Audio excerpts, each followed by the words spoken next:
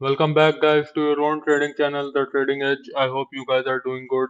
Guys, कल हम लोग ने निफ्टी बैंक निफ्टी डिस्कस किया था और टीसीएस में भी एक बहुत बम्पर न्यूज़ है। अगर आपके पास टीसीएस के शेयर्स हैं then you will get benefited. अगर आपने ये वीडियो नहीं देखा है then go it's a must watch video. कल निफ्टी बैंक निफ्टी में कैसा क्या मोमेंटम रह सकता है आज हम लोग डिस्कस कर लेते हैं। गाइस, एक नज़र हम लोग ग्लोबल मार्केट्स में देख लेते हैं क्या चल रहा है। Guys, global markets flat trade कर रही हैं। डाउ जोन्स पॉजिटिव है, नैस्डैक भी पॉजिटिव है। यूरोपियन मार्केट्स फ्लैट ट्रेड कर रही हैं। गिफ्ट निफ्टी भी फ्लैट ट्रेड कर रहा है, स्लाइटली नेगेटिव, लेकिन स्लाइटली नेगेटिव है। लेकिन जो ध्यान देने वाली बात ये है गाइस कि आज जो क्लोजिंग हुई है निफ्टी फिफ्टी की वो हुई है 19,140 के लेवल्स पे।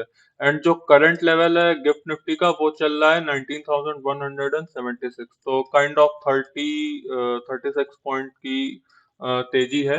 इनफैक्ट ज्यादा ही है, 19,190 176। इनफैक्ट अभी मैंने जब शाम को देखा था देन 19,200 भी थी।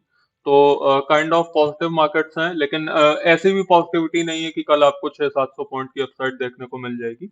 लेकिन हाँ, markets are slightly positive. Guys, अब बात कर लेते हैं निफ्टी फिफ्टी और बैंक निफ्टी की कि क्या चल रहा है निफ्टी फिफ्टी बैंक निफ्टी में कल कैसा क्या मोमेंटम रह सकता है। गाइस, निफ्टी में आप अगर ध्यान दें तो मैंने आपको कल जो लेवल्स बताए थे वो थे 19,200 एंड 19,500। ये लेवल्स कल के नहीं थे, मैंने आपको बोला था मंडे से लेकर ट्यूसडे तक के बीच में आपको ये देखने को मिल सकते हैं। तो हाँ, 19,200 तो आज नहीं आया, लेकिन आज मार्केट पॉजिटिव ही थी मेरे व्यू के अकॉर्डिंग। मैंने आपको बताया था कि ये एक हेड एंड शोल्डर का ब्रेक है, ब्रेकडाउन हो गया है एंड एक रिवर्सल होगा। तो रिवर्सल स्टार्ट हो गया मार्केट में एंड 19,140 की आज क्लोजिंग है। लेवल्स गाइस अभी भी सेम ही है, 19,200 पहला रेजिस्टेंस है। 19,200 मेरे हिसाब से आ भी जाएगा एंड 19,200 ब्रेक होता है देन आपको 19,500 एंड 19,600 के लेवल्स देखने को मिल सकते हैं। तो लेवल्स गाइस अभी भी सेम है। ओवरऑल व्यू उतना पॉजिटिव नहीं है, लेकिन हाँ एक ये पुल बैक तो पक्का है निफ्टी फिफ्टी में। अब बात कर लेते हैं गाइस बैंक निफ्टी की कि बैंक निफ्टी में क्या हो रहा है। तो गाइस बैंक निफ्टी में आप अगर ध्यान दें तो मैंने आपको लेवल्स बताए थे बैंक निफ्टी में कि 43,000 43,000 एंड 43,500 के लेवल्स आपको देखने को मिल सकते हैं। तो गाइस पहला टारगेट हम लोग का अचीव हो गया है विच इज 43,000। क्लोजिंग हुई है आज 43,039 पे। अब कल कैसा क्या मोमेंटम रह सकता है, अब आगे क्या होगा। देखो गाइस, 43,000 के ऊपर क्लोजिंग तो इसने दी है, लेकिन ऐसा नहीं है कि बहुत स्ट्रॉन्ग क्लोजिंग है। स्ट्रॉन्ग क्लोजिंग आप तब मानेंगे जब कल मार्केट ओपन हो, मार्केट 43,000 तक जाए, 43,050, 43,089, 43,100, इस पे एटलीस्ट 30 से 35 मिनट का सस्टेनेबिलिटी दिखाए। अगर 30 से 35 मिनट मार्केट 40 मिनट अप्रोक्स 9:45 तक या 9:50 तक मार्केट 43,000 के लेवल्स के ऊपर टिक जाती है तो आपको फिर 43,300 एंड 43,500 के लेवल्स भी देखने को मिल सकते हैं। लेकिन सेम थिंग, अगर 43,000 पे उसने रेजिस्टेंस फेस किया एंड 43,000 पे अगर वो नहीं टिक पाया तो वहां से ही आपको एक दोबारा से रिट्रेसमेंट देखने को मिल जाएगा, यानी कि नीचे का फॉल देखने को मिल जाएगा। Same goes with the Nifty fifty. अगर 19,200 के लेवल्स तक तो खैर उसे जाना ही है, 19,200 अगर सस्टेन ना हुआ तो आपको एक दोबारा से डाउन साइड देखने को मिल जाएगी। ये तो बात हो गई guys Nifty and bank Nifty की। गाइस, टीवीएस मोटर के यार रिजल्ट्स आउट हुए हैं, results are bumper, results are very exciting. काफी पॉजिटिव रिजल्ट्स हैं टीवीएस मोटर्स के, उसे भी हम लोग डिस्कस कर लेते हैं। टीवीएस मोटर गाइस ये पड़ा है, काफी सारा स्टॉक्स है मेरी वॉच लिस्ट में, आप देखेंगे। Actually I trade mostly in stocks and bank Nifty, so these are the stocks. Anyways, TVS motor guys अगर रिजल्ट्स की बात करें तो रिजल्ट्स जैसे मैंने आपको बताया काफी पॉजिटिव हैं एंड पॉजिटिव रिजल्ट्स एक्सपेक्टेड भी थे। उसका एक रीजन है, आप अगर देखेंगे कि देखिए स्टॉक का आप रन अप, ये प्राइस था ऑलमोस्ट अगस्त 23 में स्टॉक ट्रेड कर रहा था 1,300 के प्राइस पे एंड अब स्टॉक ट्रेड कर रहा है 1,600 के प्राइस पे। 20-25% का अपसाइड वो अगस्त से लेके अब तक दिखा चुका है। सितंबर अक्टूबर से 2 से ढाई महीने के मूवमेंट में वो 20-25% का मूव दिखा चुका है, देन मार्केट के किसी सेगमेंट को तो आखिरकार एक्सपेक्टेड था ही कि जो टीवीएस मोटर के रिजल्ट्स हैं वो अच्छे आने वाले होंगे। रिजल्ट्स की बात कर लेते हैं गाइस। तो प्रॉफिट जो कंपनी ने इस क्वार्टर में पोस्ट किया है वो पोस्ट किया है 537 करोड़ का।